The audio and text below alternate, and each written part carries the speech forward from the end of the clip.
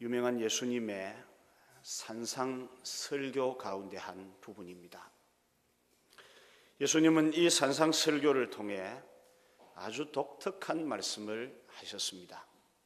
너희는 세상의 소금이니, 너희는 세상의 빛이니, 이렇게 말씀하셨습니다. 오늘 본문을 이루고 있는 이 13절의 첫 단어가 너희는입니다. 여기서 너희는은 누구를 지칭하겠습니까?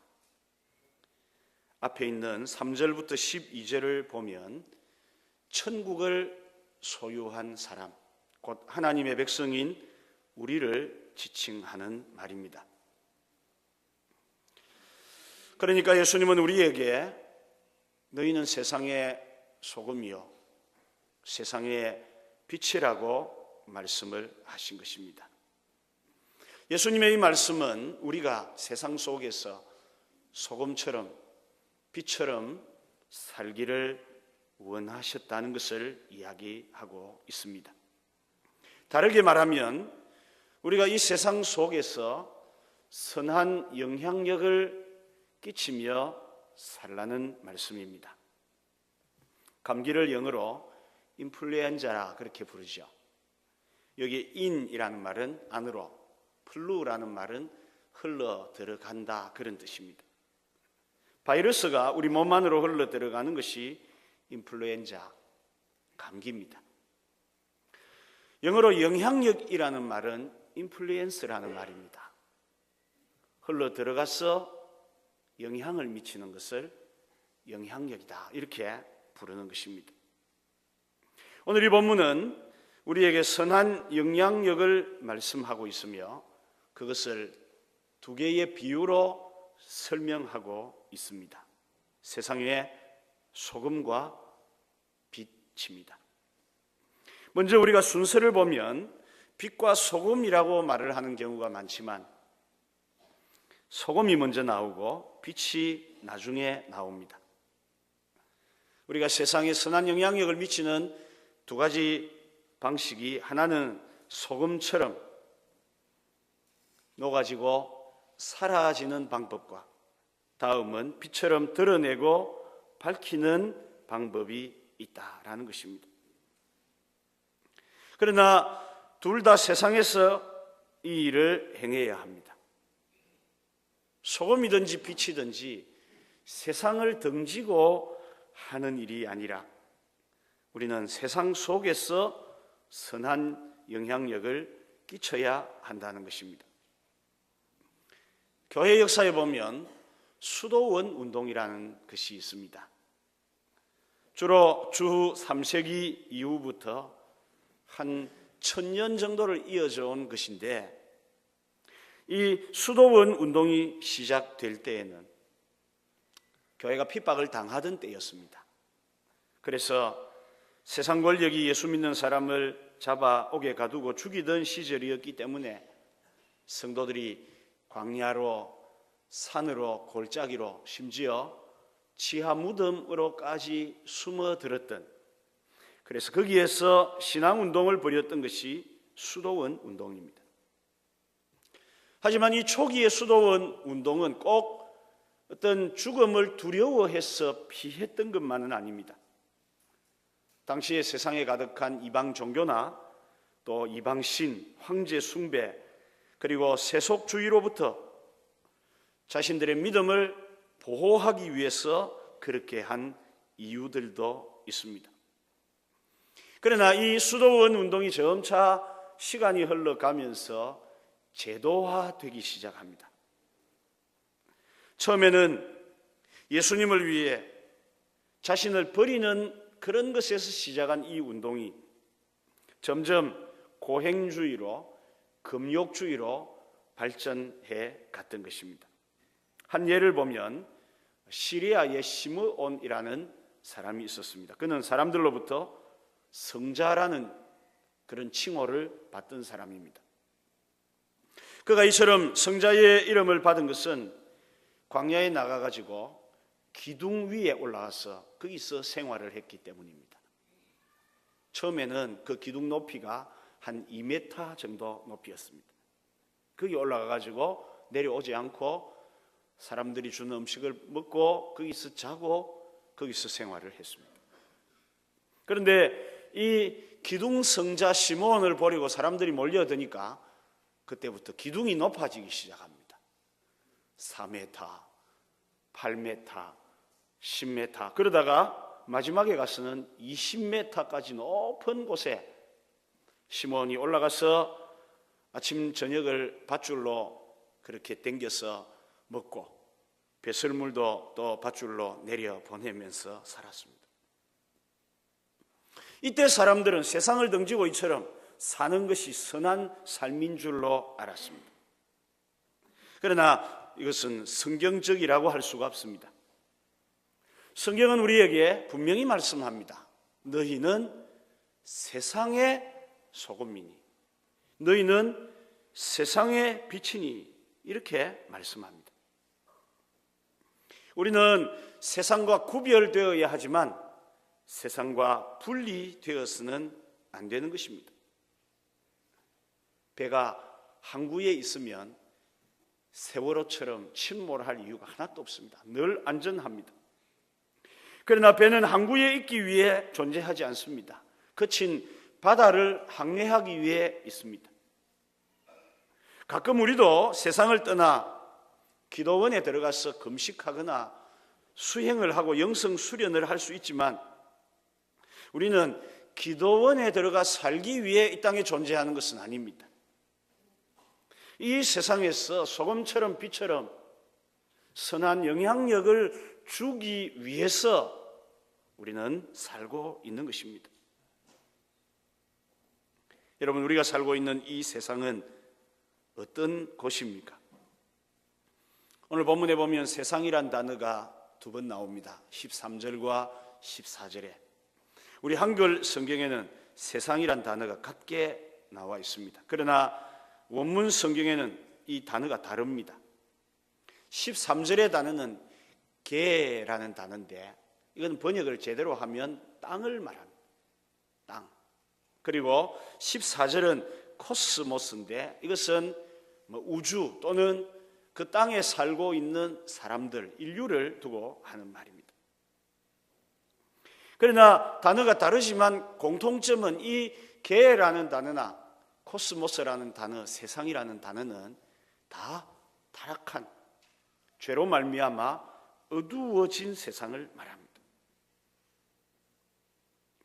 성경은 우리가 이 어두운 타락한 세상에 살고 있다고 밝힙니다.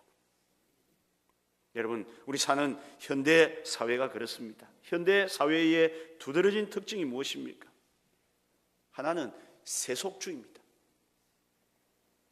얼마나 이 세상이 세속화되어 가는지 모릅니다.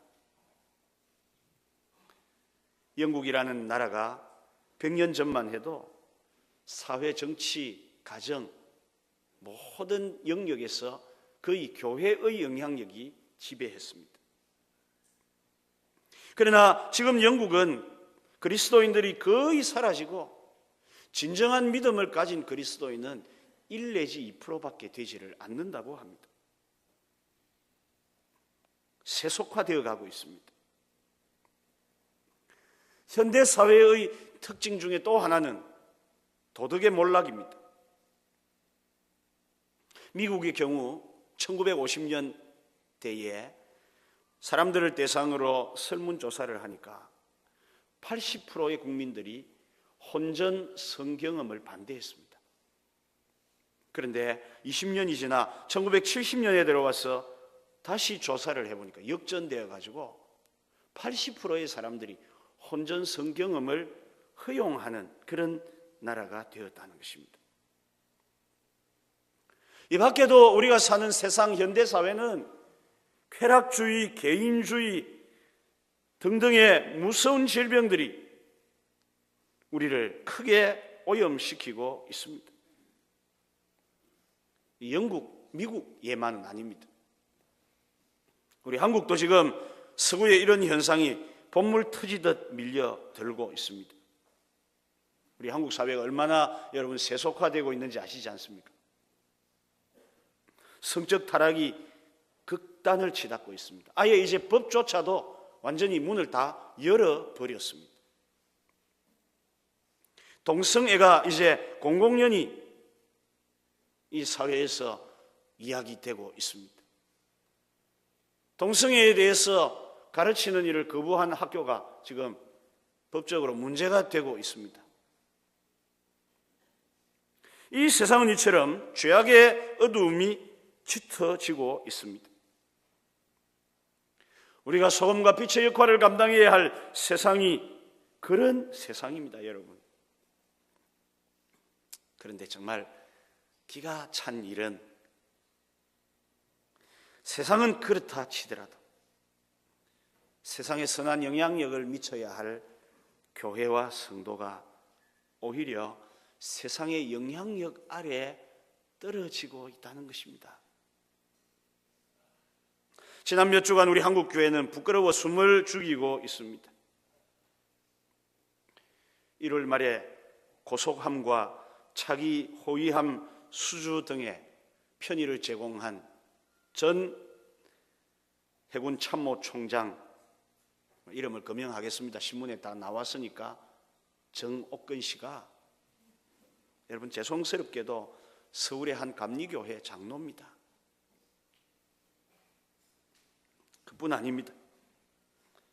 방산비리 합동수사단이 수사 과정에서 이규태 일광그룹 회장의 사무실을 조사했을 뿐 아니라 그가 시무하던 한 성결교회 밀실을 돈 세탁 창구로 압수수색을 했습니다. 그도 서울의 한 성결교회 장로였습니다. 그제 자원외교 비리 의혹에 연루되어서 처음으로 검찰 수사 대상에 올랐던 스스로 목숨을 끊은 성완종 전 경남기업 회장도 서산의 한 감리교회 장로였습니다.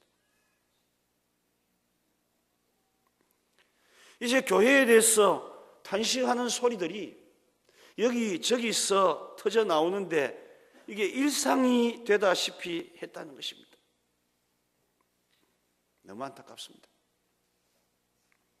어찌하다 우리 한국 교회가 이렇게 되었을까? 안타깝습니다. 그래서 사람들이 흔히 하는 말로 한국 교회를 비난합니다. 하지만 중요한 것을 하나 놓치고 있는데, 우리가 그런 말을 할 때 거기에 나도 포함되어져 있는가라는 문제입니다. 한국 교회를 이야기할 때 나는 거기에 안 들어갑니까?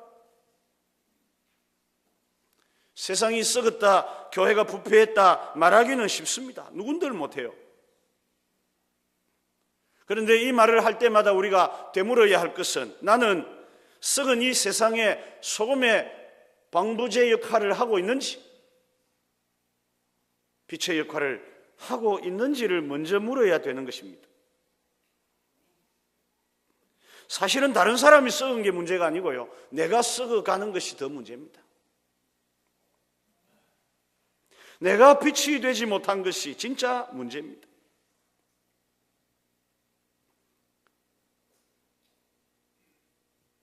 쉬운 말로 그런 이야기 하죠. 남을 위해 우리가 손가락질을 할 때 하나를 손가락질하면 4개는 나를 향하고 있다고 하는데 맞는 이야기입니다. 예수님이 가장 싫어하셨던 존재들, 바리새인이죠. 누가복음 20장 20절에 보면 이런 사람들은 철저하게 잘못되고 부패한 일에서 자신들을 분리시켰습니다.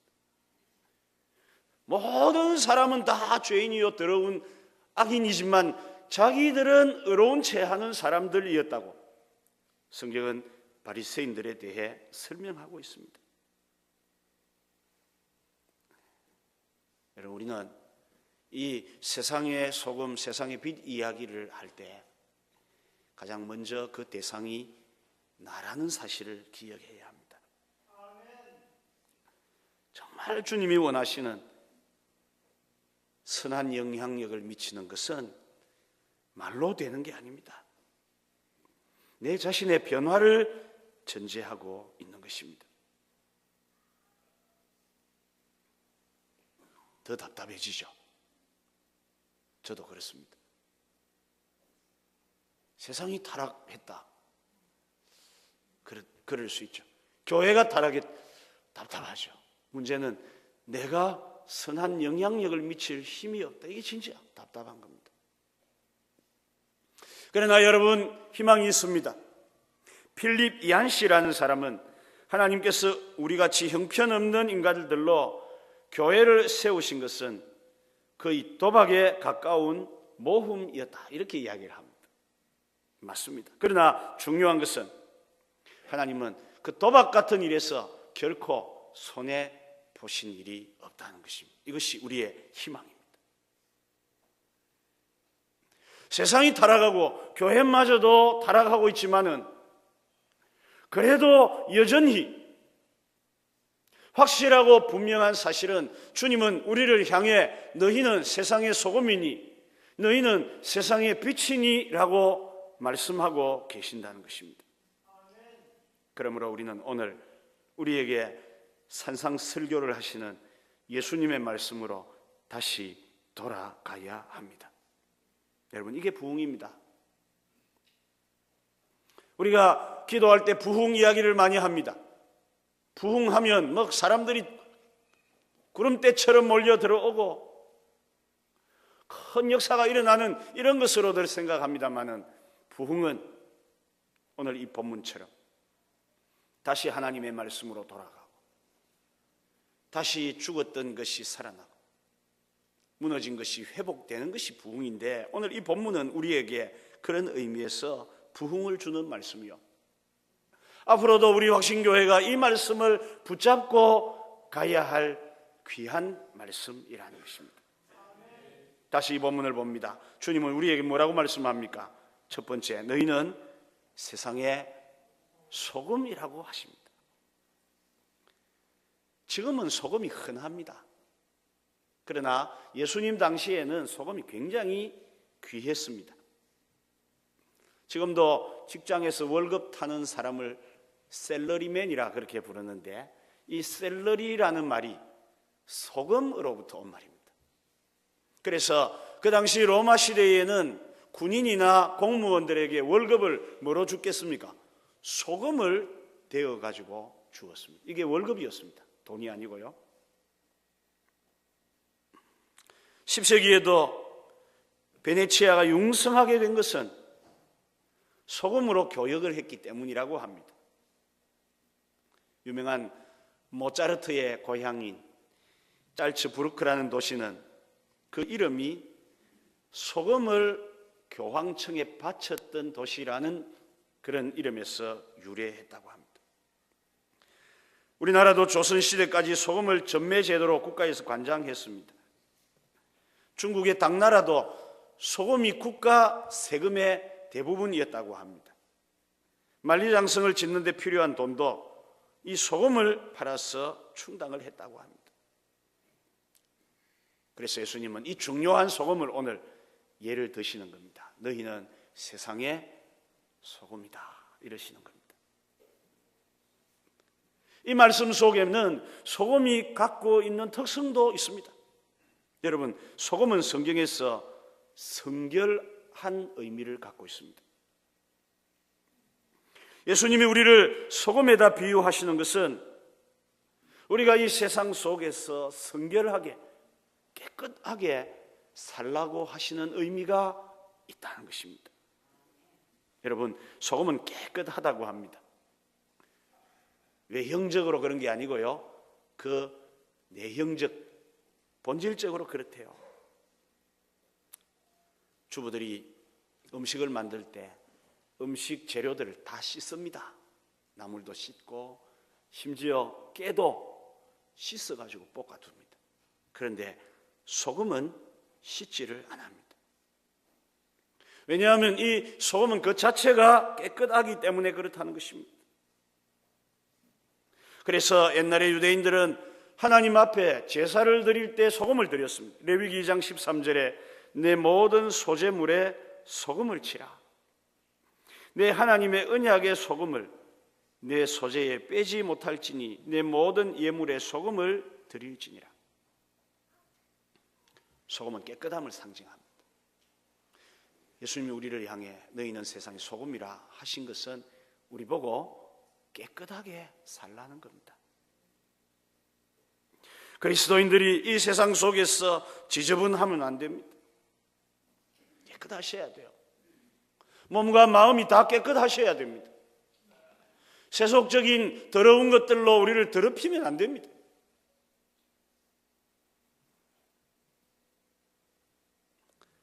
그 이유는 마태복음 5장 8절에 보면 마음이 청결한 자는 복이 있나니 그들이 하나님을 볼 것이며, 하나님을 볼 사람들은 깨끗해야 됩니다. 마음에 더러움이 있으면 안 돼요. 오늘 이 세상 사람들이 살아가는 그런 더러운 심성을 가지면 안 됩니다. 남의 것을 탐내고 거짓말로 속여서 얻으려 하고 음란한 생각을 가지고 부정한 생각들을 가지는 이런 것으로부터 우리 자신들을 깨끗이 해야 하는 것입니다. 뿐만 아니라 소금이 가진 특징은 소금은 맛을 내죠. 아마 지상 최대의 조미료는 소금일 겁니다. 신맛, 단맛, 짠맛 아니고 신맛, 단맛, 또 무슨 맛 있죠? 쓴맛 뭐 등등이 있는데요. 이런 맛을 내는 조미료들이 있는데 이런 거 다 없어도 돼요. 그런데 소금에 짠맛이 없으면 음식은 먹을 수가 없습니다. 소금은 꿀처럼 달지도 않고 참기름처럼 고소하지도 않습니다. 짤 뿐입니다. 그런데도 신기한 것은 음식에 적절히 들어가면 달게도 만들고 고소하게도 만드는 것이 소금입니다.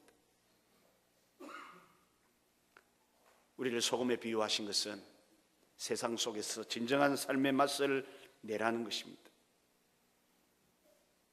그래서 이 세상을 우리가 살리라고 하는 것입니다. 소금은 비록 적은 것이지만 큰 것을 변화시킵니다. 큰 가마솥에다가 여러분 시래기 죽을 막 끓였어요. 맨 마지막에 뭘 넣어야 됩니까? 소금을 한 주먹 탁 집어 넣어야 여기에 맛이 나는 것입니다.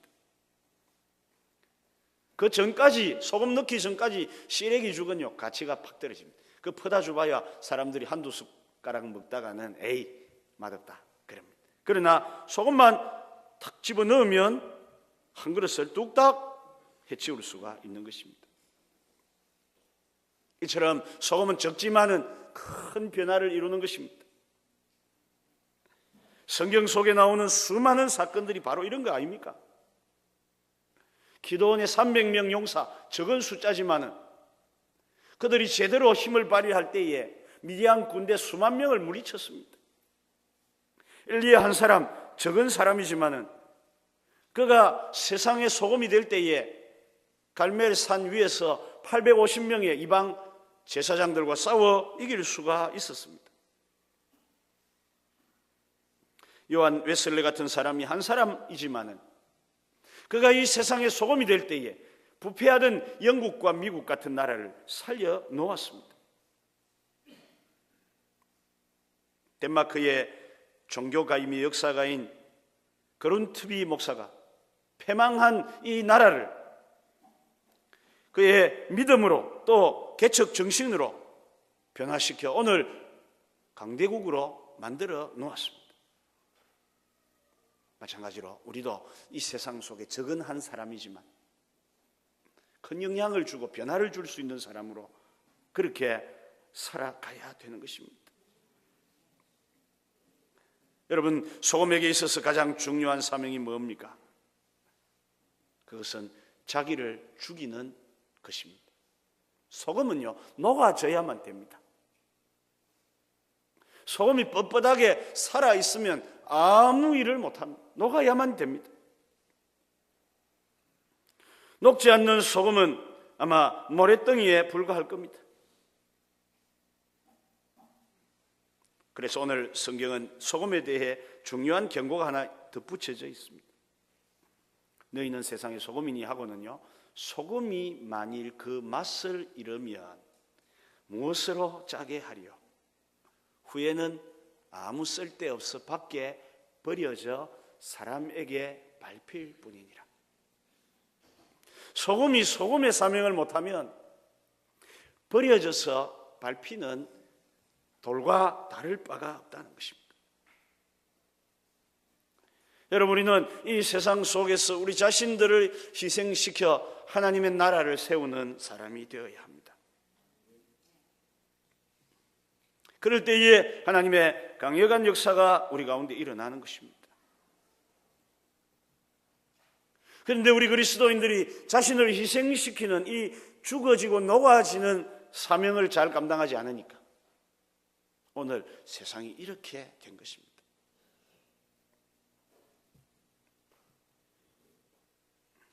요한복음 12장 24절에 내가 진실로 진실로 너희에게 이르노니 한 알의 밀이 땅에 떨어져 한 알 그대로 있으면 그대로 죽으면 많은 열매를 맺느니라. 그리스도인들이 세상에서 좀 희생을 당해야 돼요. 손해를 입어야 합니다. 그런데 너무 손해 안 보고 챙기는데 이제는 더해져서 자기 것 아닌 것까지 챙기니까 이런 사태가 우리에게 일어나고 있는 것입니다. 이 세상은 우리가 희망입니다, 여러분. 다르게 말하면 그래도 우리가 희망입니다. 세상의 소금으로 부름받은 우리 외에는 이 세상을 구할 어떤 대상도 없습니다. 우리가 이 사명을 자각해야 합니다. 그래서 소금의 맛을 잃어버린 모양으로 살 것이 아니라 소금이 소금답게 살려고 하는 우리의 본질을 교회가 회복해야 되고 우리 성도들이 회복해야 된다는 말씀입니다. 바닷물은 평균 염분이 3.5%랍니다. 지식 검색을 해보니까 저 남쪽 바다, 비가 많이 오는 지역은 심지어 염분 농도가 1%대로 떨어지는 데도 있고 비가 적게 오는 데는 5% 그렇게 되는데 평균 염분 농도가 3.5%랍니다. 그런데 바다가 썩지 않는 이유는 그것 때문이라지 않습니까? 온갖 썩은 것들이 다 바다로 갑니다. 낙동강을 향해 한강을 향해 미국에 영국에 독일에 있는 강들을 향해 전부 어디로 갑니까? 결국은 바다로 그 썩은 것 공해 물질들이 다 들어가는데 그래도 아직 인간이 살 수 있는 것은 바다의 정화 능력 때문에 그렇지 않습니까? 바다가 가진 정화 능력이 무엇입니까? 그 첫 번째가 염분입니다. 소금기 때문에 그런 겁니다. 여러분, 이것이 시사하는 바가 무엇입니까? 우리도 수가 아니라 진정한 우리의 사명에 깨어 있으면 얼마든지 이 세상을 정화시킬 수 있다는 것입니다. 한국교회, 우리 한국에서 성도의 수가 한때 25%라는 말을 했습니다. 그러다가 20%, 지금은 15%라는 이야기가 있습니다. 15%면 어떻습니까? 3.5%가 바다를 썩지 않게 만드는데 우리 역시도 충분히 그럴 수 있습니다. 그러므로 주님이 오늘 우리에게 경고하시는 말씀을 잘 들으셔야 합니다. 우리가 세상의 소금이지만 소금이 만일 그 맛을 잃으면 밖에 버려져 사람에게 밟힐 뿐이니 오늘 우리가 거의 그 지경에 왔다는 것을 기억하고 다시 소금의 맛을 회복하는 그런 우리 교회 또 우리 성도들이 되실 수 있기를 축복합니다. 두 번째, 주님은 우리를 향해 세상의 빛이라고 말씀합니다. 본문 14절에 보면 너희는 세상의 빛이라 그랬습니다. 역시 우리를 향해 구원받은 주의 백성들을 향해 주의 성령이 임하는 우리를 향해 너희는 세상의 빛이라 하셨습니다. 여러분, 우리는 빛입니다. 세상의 빛입니다. 사실은 우리 주님이 빛이시죠. 요한복음 1장 9절에 참빛 곧 세상에 와서 비치는 빛이 있었나니. 이 땅에 오신 예수님이 빛이십니다. 나는 세상의 빛이라 이렇게 말씀하셨습니다. 동시에 마태복음에 보시면 너희는 세상의 빛이라는 말씀을 하고 있습니다. 그러니까 합하면 나는 세상의 빛이고 너희도 세상의 빛이 되어라는 말씀입니다. 여러분, 우리가 빛이 되어야 합니다. 소금이 자기를 희생시켜 사라짐으로 역할을 한다면 빛은 자기를 밝혀서 어둠을 물리치는 역할을 하는 것입니다. 그래서 오늘 성경은 등불을 켜서 말 아래 두지 아니하고 등경 위에 둔다고 이야기합니다. 여러분, 말 아래라는 말은 빛을 비출 때 그릇 비슷한 걸 가지고 이렇게 덮어두는 것을 말합니다. 거기다가 빛을 두는 사람 없습니다. 등경 위에 둔다는 말은 빛을 비추기 제일 좋은 데다가 빛을 올려놓는다는 겁니다. 예수님이 이 말씀을 하시는 이유가 어디 있습니까? 우리에게 이 세상의 빛을 비추라는 것입니다. 숨기지 말고 감추지 말고 비추어라 라는 말씀입니다. 제주도 바닷가에 가면 지금도 옛 등대들이 남아 있다고 합니다. 지금의 좋은 등대가 만들어지기 전에는 이렇게 높은 산에다가 돌멩이를 쌓아서 거기를 도대불이라 이렇게 부르면서 사용을 했다고 합니다. 이 돛대라는 말에서 유래한 것 같습니다. 그래서 길 잃은 배들로 하여금 바르게 항해하고 목적지를 알게 했던 것이 제주도에 아직도 남아있는 도대불이라는 것입니다. 여러분, 우리는 이 세상 속에 도대불입니다. 감출래야 감출 수가 없습니다. 드러날 수밖에 없는 속성을 가지고 있습니다. 오늘 이 성경에도 보면 산 위에 있는 동네가 감추이지 않는다는 겁니다. 여러분, 산 위에 있는 달동네들은 절대로 숨을 수가 없습니다. 다 드러날 수밖에 없습니다. 지금도 지중해 연안에 가면 아주 좋은 그런 바닷가에 마을들이 있는데 보면 언덕 위에 산 위에 막 지어져 있습니다. 그런데 다 노출이 되어져 있습니다. 연예인들을 우리가 스타라고 부릅니다. 왜 스타라고 부릅니까? 그들은 드러날 수밖에 없기 때문에 스타라고 부르는 것입니다.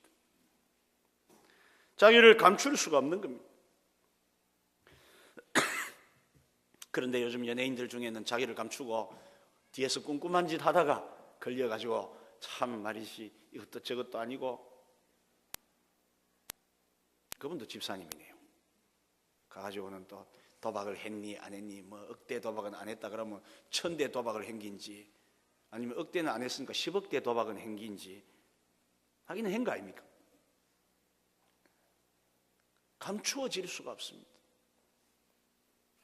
여러분, 우리가 기억해야 합니다. 우리는 스타입니다.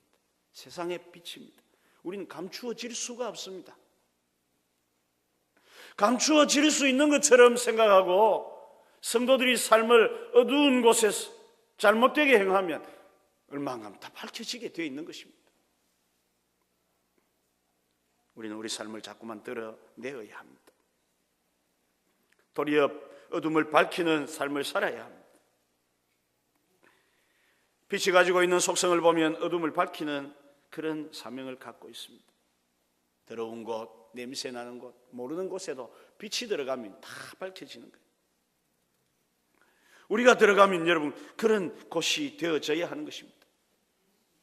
우리가 직장에 들어가면 직장이 어두움에서 빛으로, 학교에 들어가면 학교가 어두움에서 빛으로, 가정에서 믿는 사람 때문에 어두움이 빛으로, 이 사회와 국가가 그리스도인들로 말미암아 어두움이 빛으로 변해야 되는 것입니다. 주님이 우리에게 말씀하시는 것은 바로 이런 삶입니다. 그런데 우리가 자꾸 역행을 합니다. 빛의 삶을 살려고 하지 않고 어둠의 삶을 살려고 합니다. 자꾸 거짓되고 숨기고 잘못된 것들을 추구하려고 합니다. 빛은 그럴 수 없습니다. 빛은 드러날 수밖에 없습니다. 우리 확신교회가 가지고 있는 비전의 성경적 근거가 어디입니까? 마태복음 4장입니다. 스불론 땅과 납달리 땅과 요단강 저편 해변길과 이방의 갈릴리여, 흑암에 앉은 백성이 큰 빛을 보았고 사망의 땅과 그늘에 앉은 자들에게 빛이 빛이었도다. 이것이 우리 교회의 비전의 기초적인 성경입니다. 거기에도 역시 무엇입니까? 빛입니다. 이 어두운 세상에 빛이 되는 것이, 사망의 그늘에 앉은 사람들에게 빛을 비추어 주는 것이 우리 교회가 앞으로 해야 할 사명이고 우리 성도들이 살아갈 삶의 방법입니다. 여러분, 그렇게 우리가 살아야 합니다. 저는 남아있는 4월달 3주 동안에 우리 그리스도인들이 이 세상 속에 선한 영향력을 좀 행사하며 바르게 살자는 설교를 할 것입니다. 그렇게 살아야 합니다. 우리 교회에 얼마나 많은 사람이 모이는가도 중요하지만 사실 그보다 더 앞서서 되어야 할 것은 우리 교인들이 이 세상 속에서 어떻게 사는가가 더 중요한 것입니다. 그것 없이는요, 하나님의 역사가 일어날 수가 없습니다.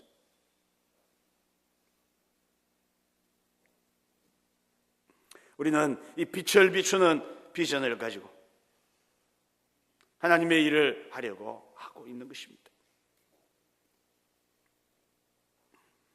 1899년 3월 1일자 대한 그리스도 회고라는 글에 보면 이런 기사가 실렸습니다. 어디에 새로 생긴 한 동네에 군수 한 사람을 보내려고 했더니 그 군수가 거기는 안 간다는 겁니다. 그리고 저 영남의 어느 동네로 보내달라고 했다고 합니다. 그래서 왜 거기로 안 가려고 하느냐라고 물으니까 그 동네에는, 그 마을에는 예수교가 있기 때문이라 그렇게 이야기를 했다는 것입니다. 그러면서 예수교가 있는 곳에는 사람들의 것을 빼앗을 수도 없고 척복할 수도 없고 비리를 저지를 수 없기 때문에 지방 관원이 거기를 갈 수가 없다, 이렇게 기록이 되어져 있습니다. 여러분, 당시에 한국교회 성도 숫자는요 딱 10,000명이었습니다. 당시 인구수가 1,500만 명이었는데 거기에 비하면 1%도 되지 않는 숫자였습니다. 그런데도 몇 안 되는 예수 믿는 사람이 있는 고을에는 고을 군수들이 두려워합니다. 왜요? 비리를 저지르다가 돌리면 안 되니까. 거기에 가서는 잘못하다가는 큰 코를 다치니까 그들이 주의했다는 기록들이 남아 있습니다. 그런데 오늘은 어떻습니까? 예수 믿는 소금과 빛인 우리가 그 맛을 잃어버리고 본질을 잃어버리고 오히려 비리의 주범이 되고 있지 않느냐는 것입니다. 남 이야기 아닙니다. 이규태가 그랬다, 그게 아닙니다. 내 자신을 돌아봐야 합니다. 나는 과연 이 세상에 지금 주님의 말씀처럼 빛으로 소금으로 살고 있는가? 난 거짓말 안 하고 속이지 않고 어두운 일을 행치 않고 바르게 살려고 그렇게 하고 있는가를 보셔야 합니다. 말씀을 마칩니다. 소설가 마크 트윈이 아주 의미 깊은 말을 했습니다. 성경에서 나를 괴롭히는 말씀은 내가 이해하지 못하는 부분이 아니다. 내가 이해하는 부분이다. 이것은 자신의 실존에 대한 고민입니다. 여러분도 마찬가지 아닙니까? 성경 읽다가 고민되는 것은 굉장히 어렵고 신학적으로 힘든 부분입니까? 아니죠. 오늘처럼 주님이 너희는 세상의 소금이다. 소금 입맛을 잃으면 버려져서 밟힐 뿐이다. 너희는 세상의 빛이다. 산 위에 있는 동네가 숨겨지지 않듯이 너희들의 착한 행실을 사람들에게 나타내고 세상 사람들마저도 정말 하나님이 살아 계신다. 정말 하나님을 믿는 도가 참된 진리다. 그렇게 말할 수 있게 하라. 이렇게 가르치고 있습니다. 바른 삶을 추구하는 우리 성도들이 되어져야 할 것입니다. 다시 우리 자신들의 정체성을 정확히 판단하시고 이 어두운 세상 속에서 소금으로 빛으로 행하는 우리 확신교회 모든 성도들이 되시기를 주님의 말씀으로 축복합니다. 찬송가 552장 찬송하겠습니다.